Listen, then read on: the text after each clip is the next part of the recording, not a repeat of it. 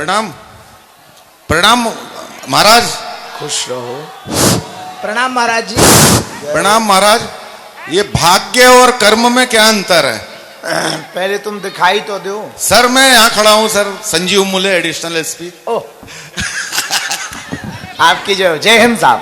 जय हिंद सर। यहाँ है भैया, ए भैया इधर है, इधर है मेरे पास है माइक। हाँ है। भाग्य और कर्म में क्या अंतर है और इसमें प्रभाव कौन प्रभावी है सर? भाग्य है ट्रैक्टर, कर्म है ट्रैक्टर और भाग्य है कल्टीवेटर। और खेत की जब जुताई होती है तो ट्रैक्टर आगे जाता है, कल्टीवेटर पीछे पीछे चलता है। जहां जहां ट्रैक्टर जाता है वहीं वहीं जुताई होती जाती है भाग्य की। यथा कर्म तथा भाग्य बनता है। भाग्य में 3 चीजें फिक्स हैं: जन्म, विवाह, मरण, गति सोई। जहीं विधि लिखा सो तहीं विधि होई। बाकी जो जैसा कर्म करेगा वैसा भाग्य पाएगा। दूसरा प्रश्न है, चमत्कार और विश्वास में क्या अंतर है?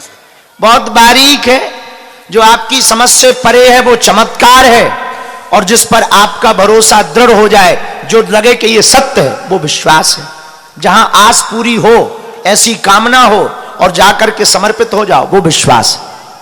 जी प्रणाम। जय हो आपकी। जय हिंद। जय हिंद। भैया आज चाय को नहीं पूछोगे क्या? गुरुजी सीताराम। भाई माइक ना फाड़ दे। सीताराम तो ठीक है। मैं तो बहुत खुश हूँ सीताराम, मैं तो बहुत खुश हूँ, बोल नहीं पा रही हूँ बस। अब हो कहाँ, किस तरफ हो? हाँ सीताराम बोलो। गुरुजी क्या नाम है? रेनू। कहाँ से हो? शिवपुरी से। तो रो काहे को रही? बड़ी मुश्किल से नंबर आया गुरुजी बात करने का। आ तो गया ना, पूछो। बस गुरुजी मैं ये पूछना चाहती हूँ कि किसी की कुंडली में कार सर्व दोष हो तो क्या उपाय है, और अगर कोई नासिक ना जगे तो ना जा सके तो इसके लिए क्या कर सकते हैं? बहती हुई नदी के किनारे में सोमवती पढ़ने वाली अमावस्या को ब्राह्मणों को बुला करके तांबे के नाग नागिन अथवा चांदी रजत के नाग नागिन बना करके ब्राह्मण द्वारा नदी के किनारे पर ही रुद्राभिषेक करवा करके नाग नागिन से उतारा करके बहते हुए जल में प्रवाहित कर देने से काल सर्प दोष शांत हो जाता है। जय गुरुजी दी, जय गुरुजी की। खुश रहो। प्रणाम महाराज। खुश रहो। जय श्री राम महाराज। जय श्री राम। मेरा नाम उत्कर्ष श्रीवास्तव है। मेरा आपसे एक छोटा सा प्रश्न है। बोलो। बाल आयु में की गई पूजा, जैसे कि बच्चे की उम्र 7-8 साल से 15-16 साल तक की है, और उसके बाद की गई पूजा में क्या फर्क पड़ता है? बहुत फर्क पड़ता है। बाल मन बहुत निश्चल होता है, निर्मल होता है।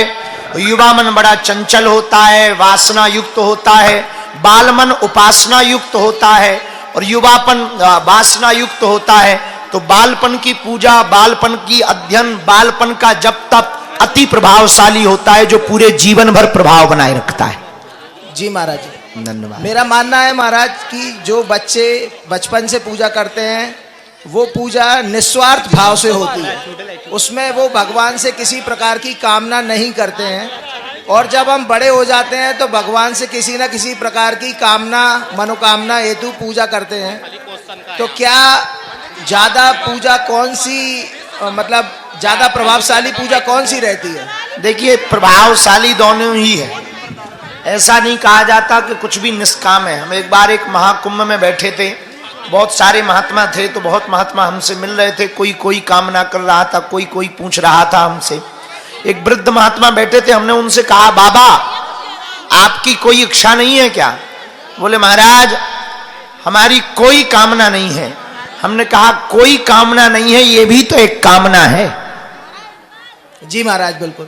तो निष्काम भी तो एक काम है, निष्काम भी तो एक स्वार्थ है भगवान से।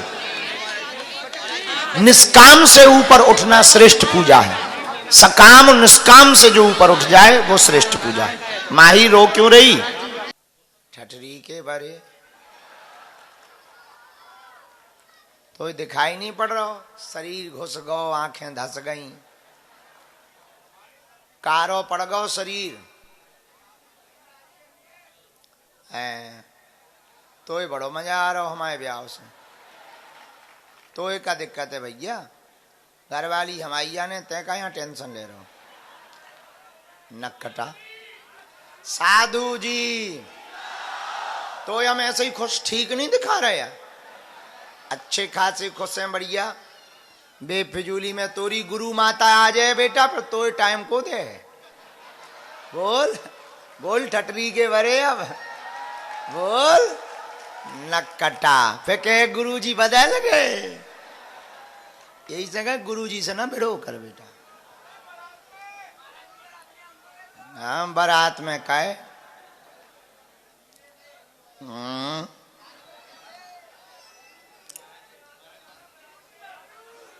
चुप रहे पगला, खयम बिटिया है मूसर चंदा। हम तो शिवपुरी के पगलन से हैरान है, पर अपना शिवपुरी सबसे प्यारा। अब हमसे कोई कहे कि सबसे ज्यादा मध्य प्रदेश में कौन जिला में गुरुजी तुम्हारे अच्छे पगला हैं, अपन तुरंत ठोक के कहें भैया शिवपुरी वाले हैं। चलो प्रश्नोत्तरी शुरू करो। बैठे बैठे हाथ खड़ा करना है, सब ना करो। माइक वाले माइक देंगे, पहले अपना नाम बताएं, फिर एक प्रश्न करें। और सुन लो, आगे आने की कोई माइक पे जिद ना करेगा, ये पहले ही लॉक कर दिया जा रहा है। जी गुरुजी सीताराम। सीताराम। गुरुजी आपने मेरा जो बहुत पुराना सपना था आज कथा में बोलकर उसे पूरा कर दिया। अब आप पूछो क्यों? क्यों? गुरुजी मेरी इच्छा थी कि शिवपुरी में एक बहुत बड़ा मंदिर बने भोले बाबा का, जो आपने आज पूरा किया है, उसके लिए आपको कोटि कोटि धन्यवाद। धन्यवाद। आज हम सुबह जब पूजा में बैठे थे तो हमको सन्यासी बाबा ने ये कहा था कि तुम ये बात रखो। अब वो ऐसा दाव लग गया कि सुबह दरबार में वो बात उठी और कथा में आ गए श्रीमंत सिंधिया जी।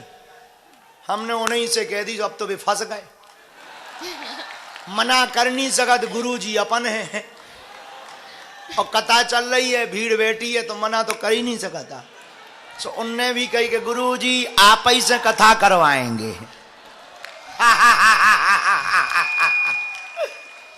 चलो बढ़िया हो गया शिवपुरी के लिए, लेकिन वो बहुत सरल है। अब हो जाए। धन्यवाद गुरुजी, बहुत बहुत धन्यवाद। धन्यवाद शिवपुरी वालों।